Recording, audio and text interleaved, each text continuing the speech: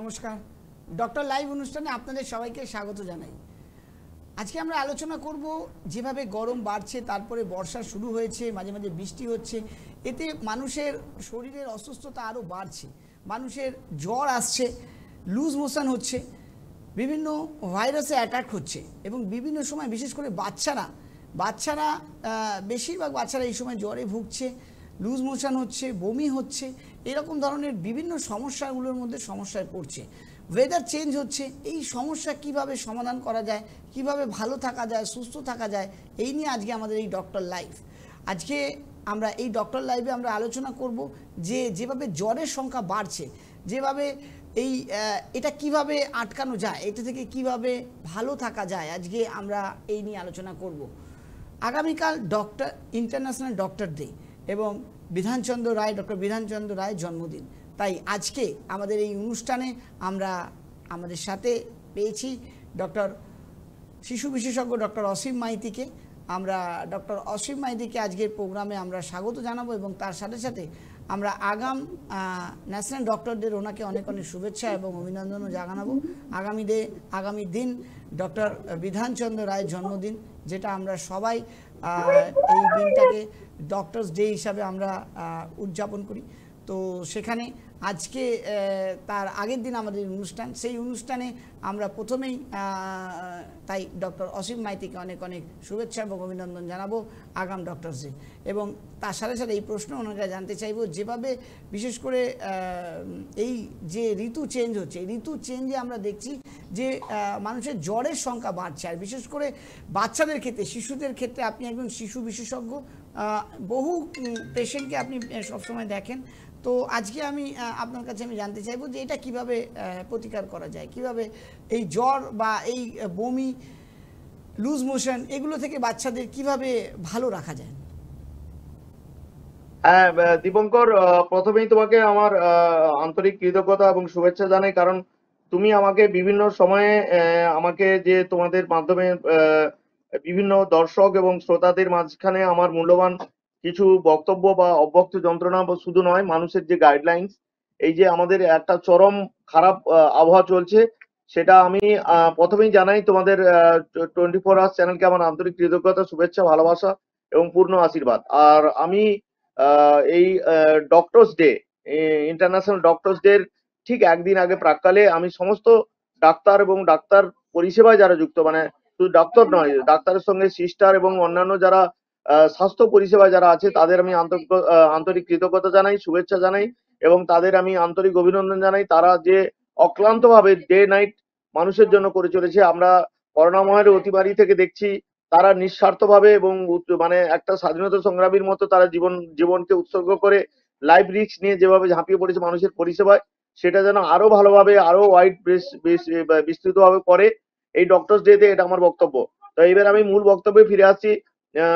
দীপঙ্কর, তুমি জানো গত 2-3 মাস ধরে একটা অসম্ভব গরম চলছে এই পশ্চিমবাংলা তথা ভারতবর্ষে, বিশেষ করে এই ইস্টার্ন ইন্ডিয়াতে প্রচন্ড একটা খারাপ আওয়াজ আছে। ইভেন ভারতবর্ষের বিভিন্ন রাজ্যগুলোতে, মানে আমাদের পারিপার্শ্বিক যেগুলো উত্তরপ্রদেশ, বিহার থেকে শুরু করে উড়িষ্যা থেকে শুরু করে, সেগুলো তো আছেই।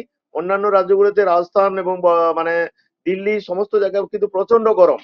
কিন্তু পশ্চিমবাংলায় যেটা দীপঙ্কর আমি দেখতে পাচ্ছি, প্রচন্ড হিউমিডিটি, হাই হিউমিডিটি। তোমরা জানো এখানে ভ্যাপসা একটা গরম, মানে একটা হিউমিড এনভায়রনমেন্ট, সেটা হচ্ছে মানে অসহ্যকর। মানে হিউমিডিটিটা গত 1-1.5 মাস ধরে এতই, এবং বৃষ্টি এত স্বল্পতার সঙ্গে, মানে কৃপণ হাতে বৃষ্টি হচ্ছে। সেই বৃষ্টি অল্প অল্প হলেও যে মাটির গরমটা সেটা উঠছে। তাছাড়া ঠিক ঝেড়ে যে পর্যাপ্ত বর্ষাকাল এখনো না এলেও মনসুন এই টাইমে চলে আসা উচিত ছিল। যে কোনো কারণে মনসুন আমাদের পশ্চিমবাংলা আসতে দেরি করার জন্য আরো ভাইরাসগুলো প্রকোপ হয়েছে। প্রথমে বলে রাখি, ভাইরাসের সাধারণত আইডিয়াল টেম্পারেচার 17 থেকে 22 ডিগ্রি সেন্টিগ্রেড, সেটা করোনা মহলে আরো বেশি মানুষের অবগতি হয়েছে। এখন যে জ্বরটা হচ্ছে সেটা নাথিং বাট লু ভাইরাস ফিভার। প্রথমে আমি দর্শকদের বা শ্রোতামণ্ডলীদের একটাই করে বলছি, লু ভাইরাস ফিভার কিছু আলাদা নয়। বিভিন্ন সিজনাল ফ্লু ভাইরাস আমাদের বিভিন্ন সময় আসে, যেমন বর্ষাকালীন যেটা ফ্লু, সেটা বর্ষাকালীন ফ্লু বলে, বা রেনি সিজন ফ্লু, উইন্টারে সেটা উইন্টার। সেরকম গরমকালে বা এই মানে গরম আর বৃষ্টির মাঝখানে যে সন্ধিস্থলে এখন যে প্রচন্ড হাই হিউমিডিটি, সেই হিউমিডিটির জন্য যেটা, এটা হচ্ছে লু ভাইরাস ফিভার। এটাতে শুধু শিশুরাই আক্রান্ত হচ্ছে না, দীপঙ্কর, সদ্যজাত শিশু থেকে মানে এমনকি 2 মাস 3 মাসের বাচ্চাও আমাকে টেলিফোন করছে, স্যার 104-5 জ্বর উঠে গেছে, বাচ্চা বেহুশ হয়ে গেছে, বাচ্চার খিঁচুনি শুরু হয়ে গেছে, আমরা করবোটা কি? আর এমনি বড়রাও দেখছি মানে যারা অফিস আদালতে যাচ্ছে কি না যাচ্ছে, বাড়িতে বসেও তারাও দেখছি এই লু ভাইরাসে আক্রান্ত হচ্ছে। অনেকে আমাকে প্রশ্ন করছে, স্যার লু তো আমরা ঘরের বাইরে বেরোচ্ছি না, 24 ঘন্টা এসিতে থাকছি, লু ভাইরাস আমার ঘরে বাড়িতে কি করে অনুপ্রবেশ করছে বা আমাদের শরীরে অনুপ্রবেশ করছে? তা প্রথমে অবগতি বলি, এই ভাইরাসকে কিন্তু দুর্দমনীয়, এটা প্রত্যেকে জানে যে করোনা ভাইরাস যেভাবে একটা চীনের ইউহান থেকে মাত্র 6 মাসের মধ্যে গোটা বিশ্বে 162 দেশে ছড়িয়ে পড়ে লক্ষ লক্ষ কোটি কোটি মানুষের জীবন নিয়েছিল, এটা সেই জীবনদায়ী কোনো ইয়ে নয়, মানে জীবন নিয়ে নেওয়ার মতো কেড়ে নেওয়ার মতো সেরকম ভাইরাস নয়। এটা নিয়ে মানুষ খুব প্যানিক হচ্ছে, বিশেষ করে যারা 103-4 জ্বর ভুগছে বাচ্চাদের, তাদের জন্য আমি বলছি যে এই জ্বরটি কিন্তু ভয় পাবেন না, ম্যাক্সিমামই লু ভাইরাস ফিভার, এটা সেলফ লিমিটিং, অর্থাৎ আপনা আপনি থেমে যাবে। Treatment symptomatic supportive treatment. এই রোগের লক্ষণ হচ্ছে প্রচন্ড গা হাত পা মাথার যন্ত্রণা হবে, তার সঙ্গে হয়তো সর্দি কাশি হাঁচি স্নিজিং হতে পারে, চোখ দিয়ে জল পড়া, চোখে পিছুটি পড়া না, এবং একটা প্রচন্ড গা ম্যাজ ম্যাজ করা এবং হাই ফিভার, যে ফিভারটা কোনো প্যারাসিটামল বা প্যারাসিটামল জাতীয় যে অন্যান্য আইবুপ্রোফেন প্যারাসিটামল যেগুলো কম্বিনেশন মার্কেটে আছে সেগুলো দিয়েও জ্বর কমছে না। এটার একটাই প্রতিকার আছে যে দীপঙ্কর, আমি সবাইকে বলছি প্যানিকড হবে না। First of all don't be panic. শিশুদের জন্য বলছি, আমরা শিশুরা 104 জ্বর উঠে গেলে নিশ্চয়ই প্যারেন্টসরা প্যানিকড হবে। Don't be panic. এটা এটা হচ্ছে ট্রিটমেন্ট, এক কথা বলে হাইড্রোথেরাপি। হাইড্রোথেরাপি মানে পর্যাপ্ত পরিমাণে জল খাওয়াতে হবে, আর পর্যাপ্ত পরিমাণে জল দিয়ে হোল বডি চান করে দিতে, মানে স্পাঞ্জ করাতে হবে। মানুষের মনে অনেক রকম প্রশ্ন আছে যে স্যার জ্বরে উপরে চান করাবো না, আরো তাতে ঠান্ডা লেগে যাবে, টেম্পারেচার বেড়ে যাবে। নো, এই জ্বরটা একটা সার্টেন লেভেলের পরে আমাদের থার্মোস্ট্যাট লেভেল যেরকম বড়দের থাকে, বড়দের যেমন autonomic nervous system, sympathetic parasympathetic nervous system থাকে, ঘাম দিয়ে জ্বর ছেড়ে যায়, সেটা কিন্তু এই ভাইরাসের আক্রমণে আমাদের ডাক্তারি পরিভাষায় বলছে ক্রাইসিস লাইসিস, কোনোভাবেই কোনো প্যারাসিটামল বা কোনো অ্যান্টিপাইরেটিক্স ওষুধে 2 থেকে 4 ঘন্টা ম্যাক্সিমাম 3 ঘন্টা বেশি জ্বর কমছে না। সেক্ষেত্রে প্রশ্ন হচ্ছে, তাহলে কি আমরা 2-3 ঘন্টা বাদে বাদে প্যারাসিটামল বা এই জ্বর কমানোর ওষুধ খাওয়াতে পারবো না? দিব, কারণ এগুলো তো ওষুধই হেপাটোটক্সিক, অর্থাৎ লিভারকে ক্ষতি করে, লিভার ড্যামেজ করে। আর এই সময় শিশুরা একদম খাওয়া দাওয়া ছেড়ে দেয়, ওদের পেটে গ্যাস্ট্রাইটিস হতে পারে, প্যারাসিটামল ড্রাগ ইন্ডিউস গ্যাস্ট্রাইটিস হতে পারে। সেই জন্য আমরা ফার্স্ট প্রায়োরিটি দিচ্ছি যে বাচ্চাদের আপনারা ভালো করে মধ্যরাত্রে ভোর রাতে যখনই জ্বর আসুক চপচপ করে চান করে দিন, মাথা দিয়ে ভিজা টাওয়াল দিয়ে গা মুছে দিন, তারপর ড্রাই টাওয়াল দিয়ে বডিটা সোক করে নিয়ে তাকে প্রথমে ফুল স্পিড পাখা, তারপরে যাদের বাড়িতে বাতানুকূল পরিবেশ মানে এসির ব্যবস্থা আছে তাদের এসিতে রাখবেন। অপটিমাম টেম্পারেচার বলে কিছু নেই, এক একটা বাড়ির এসি খুব চিল হতে টাইম লাগে বা তাপমাত্রা, তো মোটামুটি আমরা বলছি ডে টাইমে 24, রাত্রে 26 ডিগ্রি সেন্টিগ্রেড যদি আমরা সেট করে রাখি তাহলে ঠান্ডা লাগার প্রবণতা থাকে না। আর যেটা আমাদের বাড়িতে এখন প্রচন্ড এই অর্থনৈতিক সংকটে সবার বাড়িতে এসি থাকলেও এত কারেন্টের বিল আসছে, সিএসসিবি এত বিল পাঠাচ্ছে, তাতে মানুষের রুজি রোজগার কমে গেছে। আজকে করোনার পর থেকে আমাদের হাতে টাকা নেই, ইলেকট্রিক বিল সামলাবে না, এই অত্যাবশ্যক জিনিসপত্রের দাম, সবজি থেকে আরম্ভ করে মাছ থেকে আরম্ভ করে যেসব জিনিসের দ্রব্য, এই জায়গায় অবস্থায় মানুষের যে পয়সাটা এক্সট্রা দরকার সেটা কিন্তু দীপঙ্কর 60% মানুষের হাতে নেই। তার জন্য আমি কোনো সরকারকে দর্শকের কাঠগড়ায় মানে আসামির কাঠগড়ায় না তুলে একটাই কথা বলছি, আপনারা খুব প্রয়োজন ছাড়া ওষুধ খাওয়াবেন না। প্রথম 3-4 দিন উদ্বিগ্ন হবেন না, প্রথম 3-4 দিন খুব অসুস্থ না হলে কোনো ডাক্তারের পরামর্শ ছাড়াই আপনারা বাড়িতে প্যারাসিটামল খাইয়ে হাইড্রোথেরাপি, অর্থাৎ পর্যাপ্ত পরিমাণে মাথা ধুয়ে গা মুছে আর পর্যাপ্ত পরিমাণে জল খাওয়াবেন। তার সঙ্গে এই আমাদের যখন জ্বরটা ছেড়ে যায় দীপঙ্কর, তখন আমাদের শরীর থেকে সোডিয়াম পটাশিয়াম এবং অন্যান্য লবণ শরীর থেকে বেরিয়ে যায় ঘামের সঙ্গে। তো সেই সোডিয়াম পটাশিয়ামটা যদি বেরিয়ে যায়, আমাদের শরীর একদম অবসাদ হয়ে যায়, মাসল উইক ফ্যাটিক হয়ে যায়, তাতে মানুষ একদম শয্যাগত হয়ে যায় এবং মুখে প্রচন্ড ডিস্টেস্ট হয়। কি ডিস্টেস্ট হয় না, ওই ভাইরাস গুলো আমাদের রেসপিরেটরি ট্র্যাক্ট গুলোকে ব্লক করে দেয় এবং আমাদের যে স্বাদ কোষ কেন্দ্র মানে স্বাদ কোষ মানে আমাদের জিভে যে টেস্ট বার থাকে ওগুলোকে ইনফ্লেম করে আমাদের মুখে কোনো টেস্ট থাকে না, তাই শিশুরা কোনো কিছু খেতে চায় না। এই সময় সাইট্রাস ফ্রুটস খাওয়াতে অনেকে ভয় পায় যে জ্বর এলে অ্যাসিড হয়ে যাবে, একদম ঠিক না। সাইট্রাস ফ্রুট খাওয়ালে মুখে একটু রুচি আসবে। বাচ্চাকে যেগুলো ওয়েল ডাইজেস্টিভ ফুড খাওয়াতে হবে, কিন্তু মেন জিনিস হচ্ছে প্রথম 3-4 দিন আপনারা দয়া করে উদ্বিগ্ন হবেন না। খুব অসুস্থ ছাড়া ডাক্তারের পরামর্শ নেওয়ার কোনো দরকার নেই। যারা খুব অসুস্থ তারা নিশ্চয়ই ডাক্তারের পরামর্শ নেবে। সর্দি কাশি জ্বর গলা ব্যথা ইত্যাদি এগুলো 3 থেকে 4 দিনের মধ্যে প্যারাসিটামল এবং কিছু আপনার কাছে আমি অ্যান্টিহিস্টামিক রাখতে চাই সিরাপ যেগুলো বাজারে পাওয়া যায়। হ্যাঁ বলুন, একটা বলো প্রশ্ন আমি দীপঙ্কর। আপনার কাছে রাখতে চাই ডাক্তারবাবু, এই যে জ্বর আসছে দফায় দফায় এবং জ্বরের মাত্রা যে এত বেশি, তো এক্ষেত্রে কি কোনো ভয় বা আতঙ্কের কোনো ব্যাপার রয়েছে? হ্যাঁ, ভয় আতঙ্ক একটা জায়গায় আছে দীপঙ্কর। 5 বছরের নিচে যদি কোনো শিশুর জ্বর 102 বা 103 উঠে যায়, তাহলে কিন্তু ভয়ের ব্যাপার থাকে। সেক্ষেত্রে তার যেটা হয় তাকে বলে ফেব্রাইল কনভালশন, অর্থাৎ জ্বর বলে আমাদের বাংলায় চলতি ভাষায় বলে জ্বর মাথায় চড়ে গেছে। বাচ্চার খিঁচুনি হতে শুরু করে, চোখ মুখ উল্টে, হাত পা খিঁচিয়ে চোখ মুখ উল্টে, মুখ দিয়ে গেঁজা উঠতে শুরু করে। সেক্ষেত্রে পেরেন্টসরা নিশ্চয়ই ভয় পায়। তখন তারা নিকটবর্তী স্বাস্থ্যকেন্দ্র বা কোনো হসপিটালে দৌড়ে তাদের ইমিডিয়েট উপশমের জন্য। কিন্তু তার আগে আমি দীপঙ্কর বলবো যে ভয়ের কিছু কারণে এটা জ্বরটা জাস্ট হাই টেম্পারেচারের জন্য জিনিসটা হয়। সেক্ষেত্রে একটাই উপায়, আমাদের মাথা ধুয়ে ভালো করে গা স্পঞ্জ করতে হবে অনেকক্ষণ ধরে, প্রায় 10-15 মিনিট ধরে গা স্পঞ্জ করবে। তাতে এক্সট্রা ঠান্ডা লাগার কোনো ঝুঁকি নেই। গরম না করলে এই জ্বরটা আরো উঠতে শুরু করবে। এবং প্যারাসিটামল জাতীয় যে কোনো জ্বরের ওষুধ খেলে সেটা মিনিমাম 45 মিনিট থেকে 1 ঘন্টা টাইম লাগবে। ততক্ষণে জ্বরটা 102 থেকে হয়তো 104-5 পৌঁছে যাবে। তখন বাচ্চার হয়তো খিচুনি শুরু হবে বিলো 5 ইয়ার্স বাচ্চাদের। আর 5 বছরের ঊর্ধ্বে যাদের, তাদের 103-4 হয়তো কনভালশন হবে না, কিন্তু তারা কিন্তু প্রচন্ড মানে হিট স্ট্রোক হয়ে যাওয়ার ভয় থাকে। বা আমাদের যে হাইপোথ্যালামাস ব্রেনে আছে, সেক্ষেত্রে ওই হাইপোথ্যালামাস স্টিমুলেটেড হয়ে হিট স্ট্রোক হয়ে অনেক মানুষ 104-5 জ্বর উঠে গিয়ে থার্মোস্ট্যাটিক আমাদের যে রেগুলেশন আছে ব্রেনে, সেটা অকেজ হয়ে যায় এবং সেক্ষেত্রে কোনো মানুষের মৃত্যু হতে পারে। সেই জন্য আমি বলি এক্ষেত্রে একটাই উপায়, ভয় পাবেন না, ডোন্ট বি প্যানিক। যাদের বাড়িতে এসি নেই তাদের ফুল স্পিড পাখাতে রাখবেন। তার আগে বাচ্চাকে মধ্যরাত্রি ভোররাত্রি কিছু না দেখে সদ্যজাত শিশুদের গা স্পঞ্জ করে দেবেন। প্রথম 6 মাসের বাচ্চাদের চান না করে স্পঞ্জ করে দেবেন। 6 মাসের ঊর্ধ্বে হলে নর্মাল জলে, কোনো চিল ওয়াটার বা ফ্রিজ ওয়াটার নয়, নর্মাল যে ট্যাপের জল বা নর্মাল কলের জল দিয়ে মাথা ধুয়ে চপচপ করে গা মুছে 10-15 মিনিট ধরে গা মুছলে তাতে জ্বরটা অবশ্যই নেমে যাবে ইনস্ট্যান্টলি। তারপরে প্যারাসিটামল জাতীয় জিনিস খাওয়ালে 3 থেকে 4 ঘন্টা 6 ঘন্টা যেরকম ভাবে ওষুধ খাওয়াবে।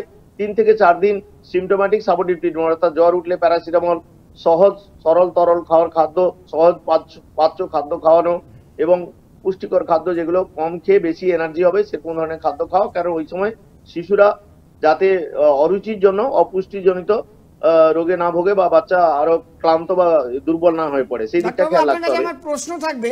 আপনার কাছে আমার প্রশ্ন থাকবে যে এই যে জ্বর যে বাচ্চাদেরকে যেভাবে এতটা তাপমাত্রা বাড়িয়ে দিচ্ছে, এতে সাধারণ মানুষের একটা খুবই ভয় বা আতঙ্কের একটা কারণ হতেই পারে। কারণ এতটা তাপমাত্রা একটা মানুষকে বা একটা বাচ্চাকে অনেকটাই দুর্বল করে দেয়।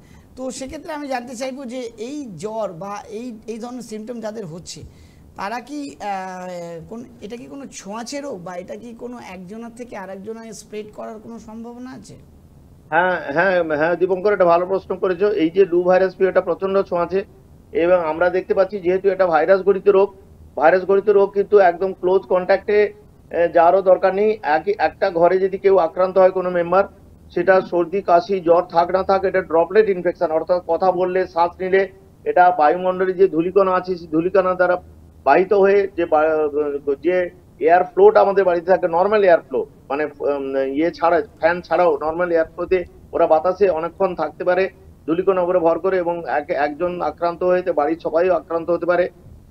সেক্ষেত্রে এই রোগটা ছোঁয়াচেই আছে, লু ভাইরাস ফিভারটা ছোঁয়াচেই আছে। আর যেটা হিট স্ট্রোক, মানে গরমে বাইরে যারা প্রচন্ড অফিস যাত্রী, যারা প্রচন্ড গাদাগাদি করে বাসে যাচ্ছে বা কোনো যানবাহনে যাচ্ছে, সবাই তো এসি বাসে কেনার পয়সা নেই, এসি বাসে চড়ার পয়সা নেই, তারা কিন্তু যখনই বাস থেকে নামছে, বাস থেকে নেবে অফিসে যাচ্ছে, হয়তো কাছাকাছি কারোর অফিসের কাছে কোনো বাস স্টপে যাচ্ছে, কেউ হয়তো অটো বা টোটো করে যাচ্ছে, তখন কিন্তু সে পর্যাপ্ত পরিমাণে জল না খেলে, হালকা পোশাক না পরলে বা ছাতা ব্যবহার না করলে সে কিন্তু এই সানরে থেকেও গরম, তার সঙ্গে এই মাসিভ হিউমিডিটি সব মিলিয়ে কিন্তু সে তার টেম্পারেচারটা মাসিভলি বেড়ে সে নিজে অজ্ঞান হয়ে যেতে পারে। কয়েকদিন আগে আমার এক পরিচিত, সে গাড়ি চালাতে সল লেগে পুরোপুরি হিট স্ট্রোক হয়ে জ্ঞান হারা হয় এবং তাকে নিকটবর্তী হাসপাতালে নিয়ে গিয়ে চিকিৎসা করাতে প্রায় 4 ঘন্টা বাদে ওনার জ্ঞান ফেরে। তার মানে ও হিট স্ট্রোক বা সানস্ট্রোক হয়ে যায়।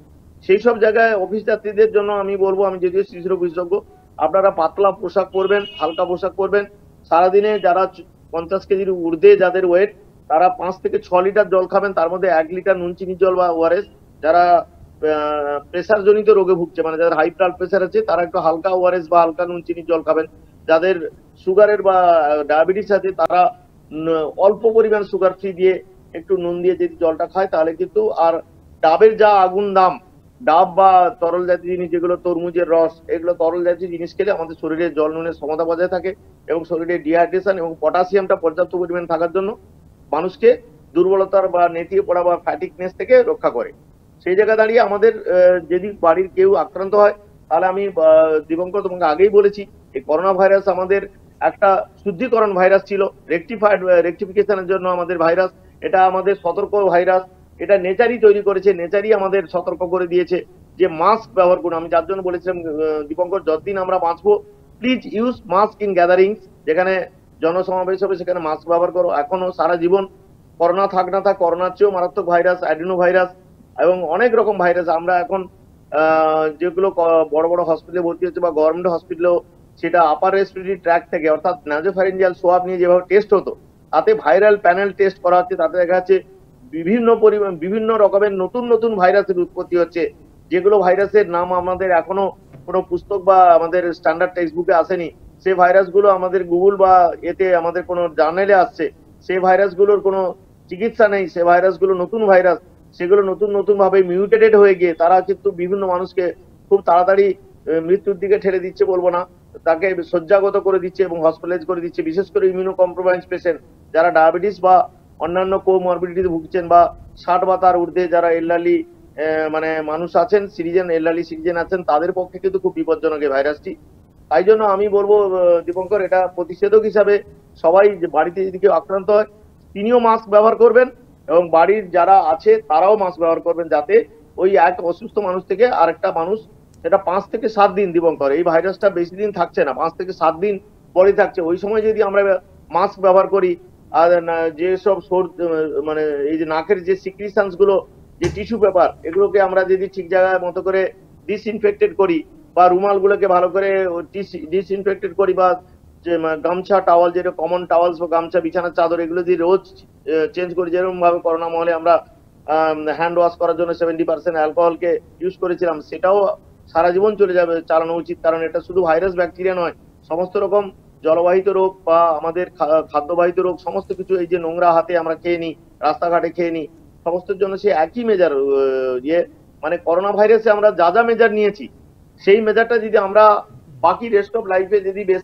মানে না দিতে পারি দীপঙ্কর, এত হাই পলিউশন, এত মানুষের আনাগোনা, এই ইম্পোর্ট এক্সপোর্ট হচ্ছে, মানুষের ইম্পোর্ট এক্সপোর্ট, দেশ বিদেশ থেকে যাতায়াত হচ্ছে, নতুন নতুন ভাইরাসের আমদানি হচ্ছে বিমানবন্দর থেকে, জাহাজ থেকে, তাহলে কিন্তু আমাদের তার সঙ্গে আমরা বৃক্ষচ্ছেদন করে যাচ্ছি, এই যে কনস্ট্রাকশন হচ্ছে তার জন্য পলিউশন বেড়ে চলেছে, গাছপালা না থাকার জন্য কার্বন ডাইঅক্সাইড, সালফার ডাইঅক্সাইড বিভিন্ন যানবাহন থেকে, আজকে ইভিএম যে মেশিন আছে সেই সব গাড়িগুলো পরিচালিত করতে হবে। আজকে আমাদের অটো টোটো থেকে আরম্ভ করে সমস্ত 4 চাকা 2 চাকা 3 চাকার গাড়িগুলোতে পেট্রোল ডিজেলের পলিউশনের জন্য কিন্তু আজকাল ক্যান্সারের সংখ্যাও বেড়ে গেছে এবং আক্রান্তের সংখ্যা বেড়ে গেছে। আর দীপঙ্কর, এখন যেটা আমার এই হিউমিডিটির জন্য একটাই বক্তব্য, সেটা হচ্ছে এই মাসিভ হিউমিডিটিতে ভালো থাকতে হলে যাদের সামর্থ্যের মধ্যে একটু নাতিশীতোষ্ণ অর্থাৎ এসি পরিবেশে থাকার চেষ্টা করবেন, বিশেষ করে যখন প্রচন্ড ভ্যাপসা গরম, 24 আওয়ার্স যদি এসিতে থাকেন তাহলেও সেক্ষেত্রে ঠান্ডা লেগে যাওয়ার ঝুঁকি থাকে। তাই জন্য এসিটা একটা অপটিমাম টেম্পারেচার রেখে মাঝে মধ্যে অন অফ করে যদি আমরা মোটামুটি একটা অপটিমাম টেম্পারেচার, ঘাম না ঝরিয়ে মোটামুটি একটা ঠিকঠাক পরিবেশ থাকতে পারি, যতক্ষণ না মৌসুমী বায়ুর প্রভাবে এই আমাদের ধরিত্রী ঠান্ডা হচ্ছে, রেগুলার বৃষ্টি আসছে, বাতাসে জলীয় বাষ্প আর্দ্রতা এখন তুমি জানো 98 থেকে 99%, ম্যাক্সিমাম মিনিমাম হিউমিডিটি এখন যথেষ্ট ডিফারেন্স থাকার জন্য বৃষ্টি কম হচ্ছে। যখন এই ডিফারেন্সটা কমে যায় তখনই বৃষ্টি হয়। মৌসুমী বায়ু, আজকে আবহাওয়া দপ্তর খুব কনফিউজ, একবার বলছে ফার্স্ট উইক অফ জুন বলেছিল, সেটা সেকেন্ড উইক অফ জুন, এখন ফার্স্ট উইক অফ জুলাই হতে চলেছে। আজকে আন্তর্জাতিক স্বাস্থ্য দিবসে আমার একটাই বক্তব্য দীপঙ্কর, যে প্রত্যেকটা মানুষ যেন পার্সোনাল হাইজিন মেনটেন করে, পরিষ্কার পরিচ্ছন্ন হাত ধোয়, সবাই যেন মাস্ক ব্যবহার করে, সবাই যেন গ্যাদারিংসে মাস্ক ইউজ করে, বাড়ির কেউ আক্রান্ত হলে তাকে সেপারেশন করে তার থেকে দূরে থাকার চেষ্টা করে, আর হুটপাট করে অ্যান্টিবায়োটিক বা প্যারাসিটামল হুটপাট করে না খেয়ে, ডাক্তার পরামর্শ না নিয়ে কোনো অ্যান্টিবায়োটিক খাওয়া, কোনো ওষুধ দোকানে জিজ্ঞেস করে ওষুধ খাওয়া, ড্রাগ অ্যাবিউজ হচ্ছে, তার জন্য ড্রাগ রেজিস্ট্যান্স হচ্ছে।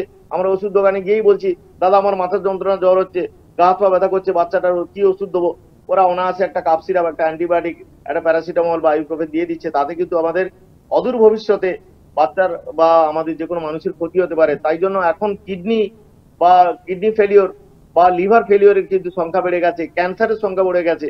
এই ড্রাগ অ্যাবিউসের জন্য এবং ড্রাগ ওভার ইউজের জন্য মানুষ কনসাসনেসের বদলে এত অ্যালার্টনেস বেড়ে গেছে, এত উদ্বেলিত হওয়ার কিছু নেই দীপঙ্কর। এই ভাইরাসটা নিয়ে কোনো ভয় পাওয়ার নেই। আর করোনা নিয়ে বলি ডক্টরবাবু, মাঝে এখানে মধ্যে যেমন আপনি বলছেন যে উদ্বেগের কোনো কারণ নেই, এবার করোনা নিয়েও বলছিলেন, যেমন করোনায় যেমন মানুষ যখন করোনা আক্রান্ত হতো তখন জ্বর আসতো, সেটাও ছোঁয়াচে ছিল এবং সেক্ষেত্রেও দেখেছি যে ভয়াবহ আকার ধারণ করেছিল, প্রচুর মানুষ মারা গেছেন।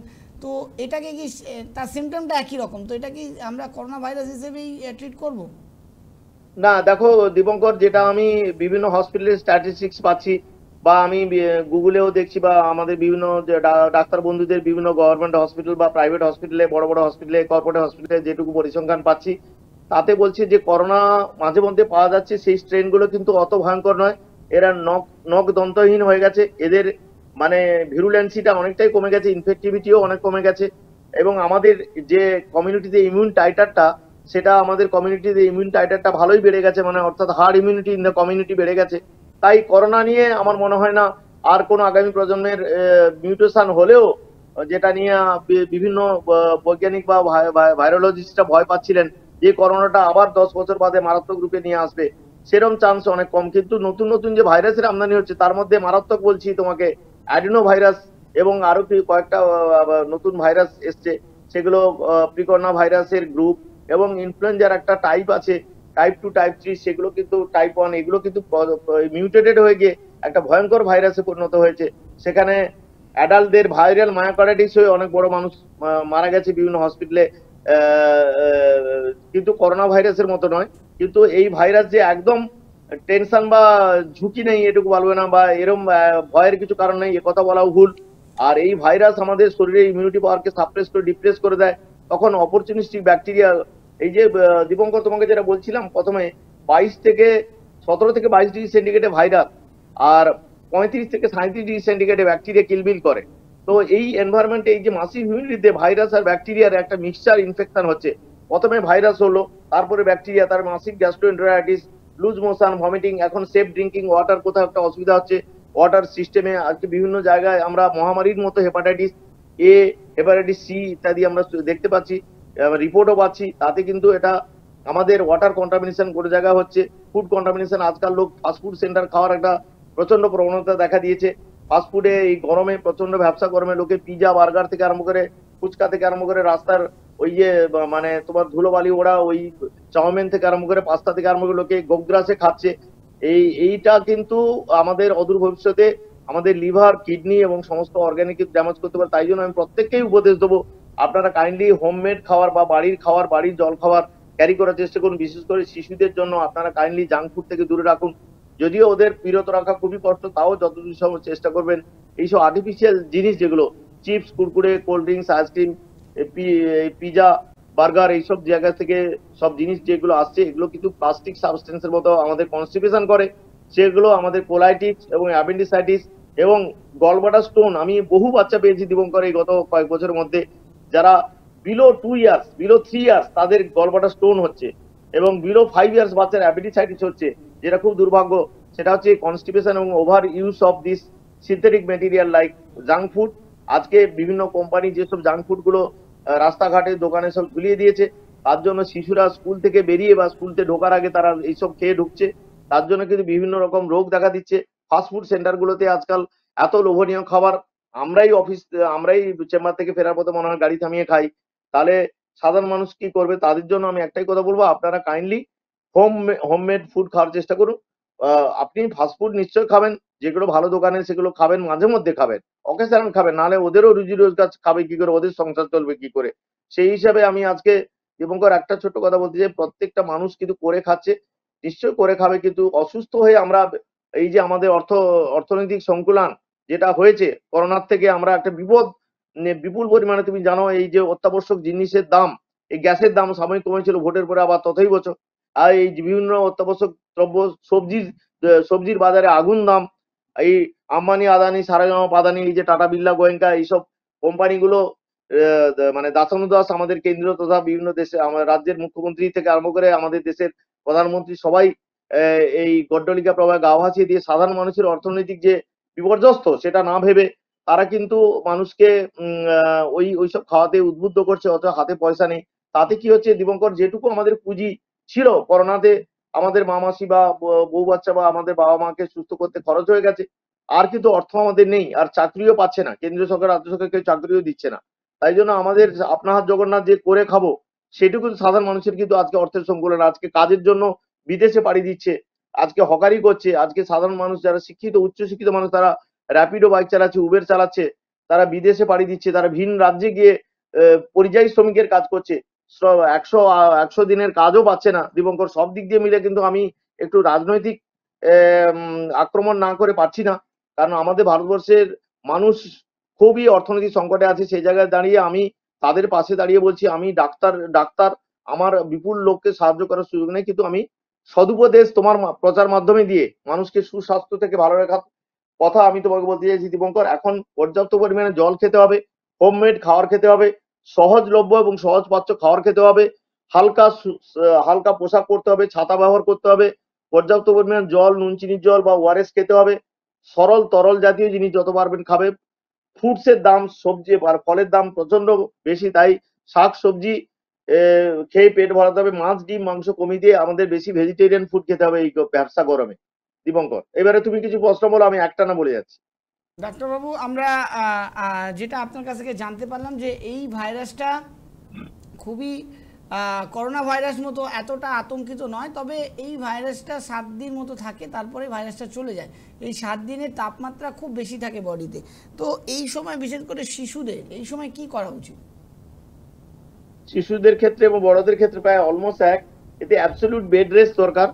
শিশুরা তো বেড রেস্টেই থাকবে। আর যারা স্কুল গোয়িং চিলড্রেন, আজকালকার বাবা মাদের দেখছি জ্বর অবস্থায় স্কুলে পাঠিয়ে দিচ্ছে, স্কুল কর্তৃপক্ষ নাকি অ্যালাউ করছে না, ডাক্তারি সার্টিফিকেট চাইছে, প্রেসক্রিপশন চাইছে। এটা খুব আমাদের কাছে বাঞ্ছনীয় নয়।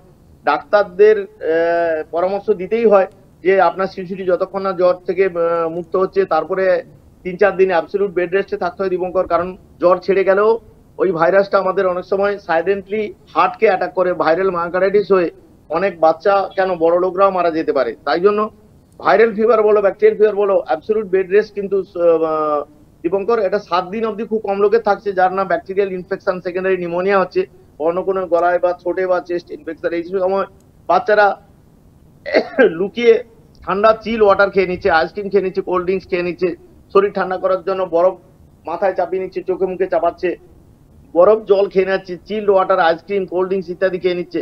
সেই জন্য ভাইরাসটা আরো বেশি করে ফ্লেয়ার আপ করছে। সেই জায়গায় দাঁড়িয়ে আমি বলবো দীপঙ্কর 5 থেকে 7 দিন অ্যাবসলিউট বেড রেস্টে থাকবে।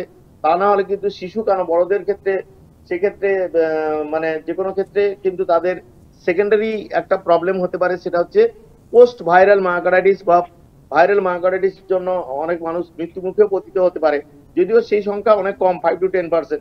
তাহলে অ্যাবসলিউট বেড রেস্টে থাকতে হবে এবং সঠিক সময়ে সঠিক ডাক্তারের কাছে পরামর্শ নিয়ে ওষুধ খেতে হবে। Over enthusiastic use of antibiotics বন্ধ করতে হবে।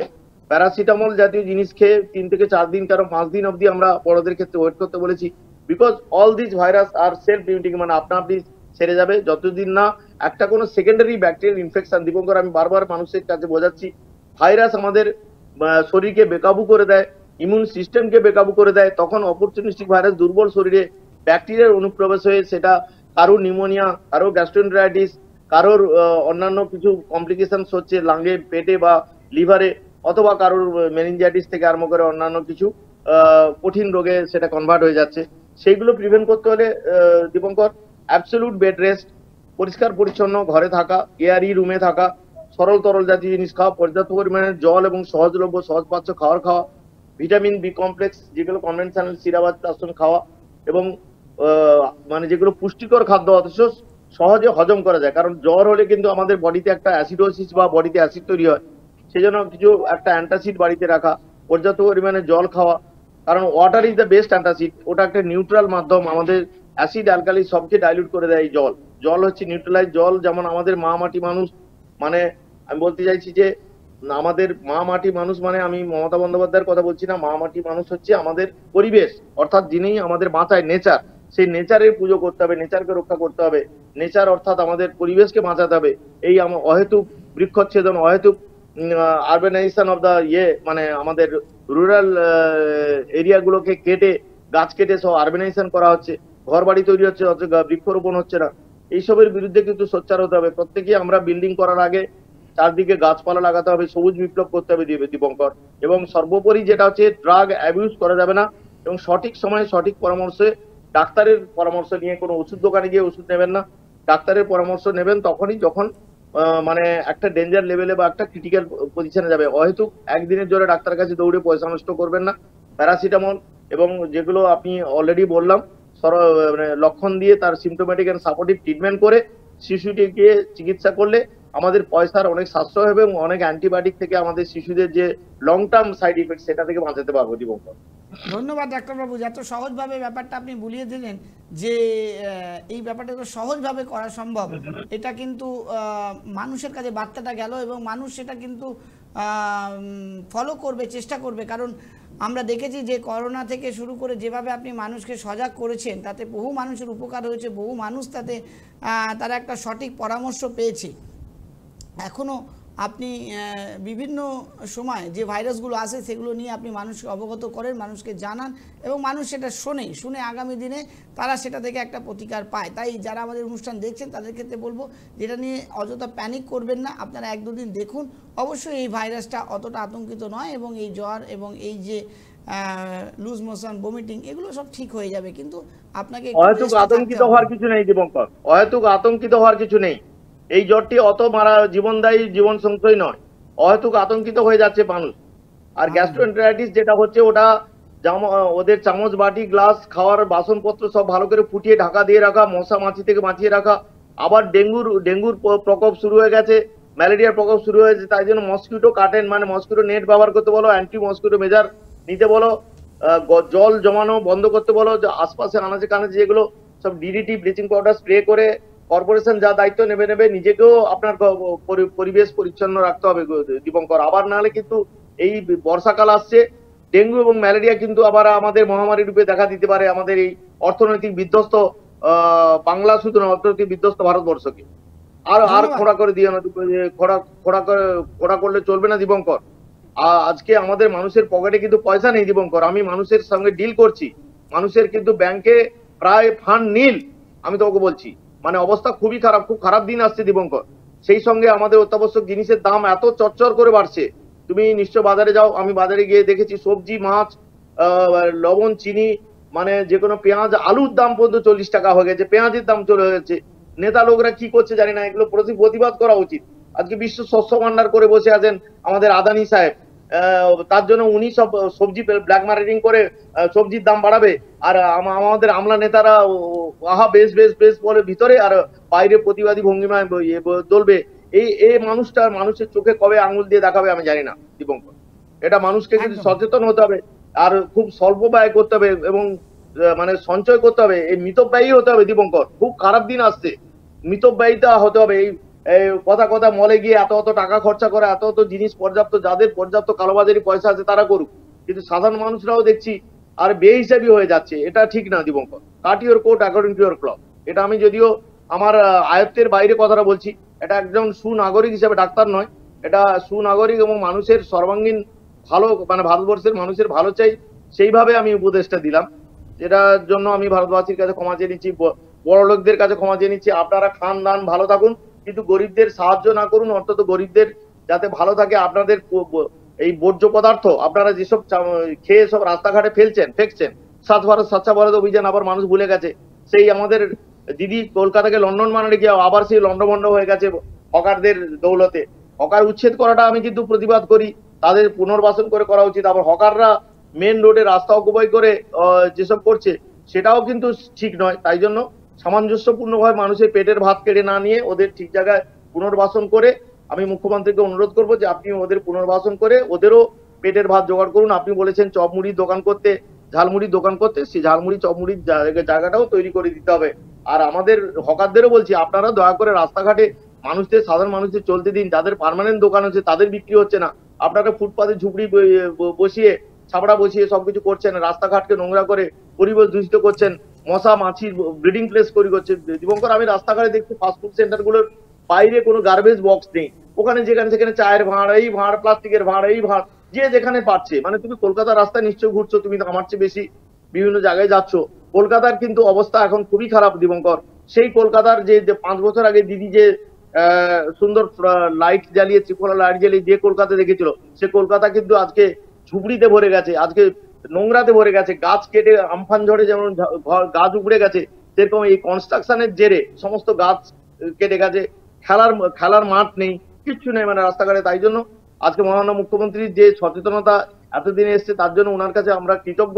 এবং আমি চাই ছেলে মেয়েদের খেলার জায়গা করে দিক, খেলার মাঠ তৈরি করে দিক, সমস্ত মানুষের পুনর্বাসন করুক, এবং হকারদেরও একটা পুনর্বাসন করে, তাদেরও পেটের ভাত কেড়ে নেওয়া ঠিক না। তাদের পুনর্বাসন করে তাদের কাছ থেকে মানে তাদেরও ভালো কিছু কাজ করে দেওয়া উচিত। এবং কেন্দ্রীয় সরকারকে বলবো, আপনাদের ডাবল ইঞ্জিন সরকার বাদ ওইসব আইডিয়া না ছেড়ে দিয়ে আপনার ভারতবর্ষকে, সমস্ত রাজ্যকে এক চোখে দেখা। আমি বলতে চাইছি যে শুধু উড়িষ্যাতে সাহায্য যাবে কেন? 19টা 18টা সিট আছে, পশ্চিমবাংলায় 29টা ভার্সাস 12টা, ওরা 18টা সিট পেয়েছে। পশ্চিমবাংলায় কি দিয়েছে দীপঙ্কর? আমি নিরপেক্ষভাবে বলছি, সেই অনুযায়ী কিন্তু সাহায্য আসেনি। এবং উন্নয়ন করতে যে দিদি বাধা দিয়েছেন, সেটাও খারাপ। এখানে আমাদের স্বাস্থ্যসাথী কার্ড আসতে চলছে, কিন্তু দীপঙ্কর তুমি তো জানো না, নবীন পটনায়ক যিনি হেরে গেছেন, উনি মেয়েদের জন্য 12.5 লক্ষ টাকা, ছেলেদের জন্য 10 লক্ষ টাকা। আমার বাড়ির যে দারোয়ান, সে উড়িষ্যায় বাড়ি, সে বলেছে প্রত্যেকের জন্য ওরা করে দিয়েছে, প্রত্যেকেই সেই সুবিধা পাচ্ছে, সেটাও প্রণয়ন করতে হবে। আর আমি নরেন্দ্র মোদী মহাশয়কে বলবেন, প্রধানমন্ত্রীকে, যে আপনি কাইন্ডলি গ্রাউন্ড লেভেলে এসে কাজ করুন। ওই ধর্ম নিয়ে আমাদের পেট ভরবে না, কর্ম নিয়ে পেট ভরবে। আমাদের কর্ম দিতে হবে, আমরা কাজ চাই, টাকা চাই না, অর্থ চাই না। উনি তো বিবেকানন্দের ছাত্র, কর্মযোগী কেন হচ্ছেন না? রাজযোগ, ভক্তিযোগ, তোমরা নিশ্চয় জানো, সব যোগের মধ্যে কর্মযোগী আসল, কর্মই সবকিছু। কেন দীপঙ্কর, আমি একটা কথা বলছি, সবার উপরে মানুষ সত্ত্ব স্রষ্টা আছে বা নাই? সবার উপরে মানুষ সত্ত্ব তাহার উপরে নাই। মানে জীব ইব Shiv, service to humanity, service to God. কারণ আমরা জীবে দেওয়া করে যেইজন সেইজন সেবিছে ঈশ্বর। সেই জীবে দেওয়া আমরা কিন্তু করোনা মহলে দেখিনি দীপঙ্কর। পরিযায়ী শ্রমিকরা যেভাবে রাস্তায় তড়পকে মরেছে, যেভাবে করেছে, সেক্ষেত্রে আমাদের প্রধানমন্ত্রীর কাছ থেকে যে ধরনের সাহায্য পাওয়া উচিত আমরা পাইনি। বিভিন্ন দেশে মুখ্যমন্ত্রীরা, রাজ্যের মুখ্যমন্ত্রীরা সাহায্যের হাত বাড়ায়নি।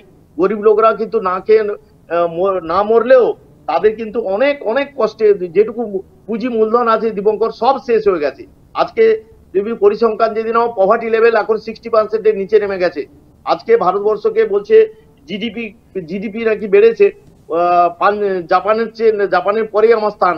কিন্তু দীপঙ্কর, আমি তোমাকে বলবো, দায়িত্ব নিয়ে বলছি, ভারতবর্ষে অনেক মানুষ দিন আনে দিন খায় এখনো, এবং বহু লক্ষ লক্ষ ছেলে মেয়ে ফার্স্ট ক্লাস ফার্স্ট হয়েছে বিভিন্ন সাবজেক্টে, তারা কিন্তু এখন পুরো মানে আনএমপ্লয়েড হয়ে বসে পড়ে আছে, ফ্রাস্ট্রেটেড হয়ে তারা ড্রাগ অ্যাডিক্টেড হচ্ছে, তারা রাস্তাঘাটে তাদের তারুণ্য ক্ষতি হচ্ছে, তারা কর্ম চাইছে, তারা কাজ চাইছে।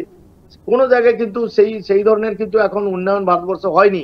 তাই জন্য আমি আজকে ডক্টরস ডেতে ঔদাত্য কণ্ঠে তোমার মাধ্যমে প্রতিটা ভারতবর্ষের মানুষের কাছে, 140 কোটি মানুষের কাছে আমার বার্তা পৌঁছে দিতে চাই যে কাইন্ডলি আপনারা গ্রাউন্ড লেভেলে এসে কাজ করুন। নেতাদের বলবো, আপনারা পাবলিকের অর্থ নিয়ে মসনদে বসেছেন, পাবলিককে কাজ দিন।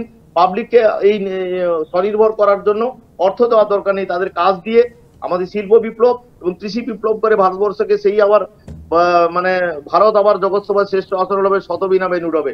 মানে ধর্মে মহান হবে, কর্মে মহান হবে, সব।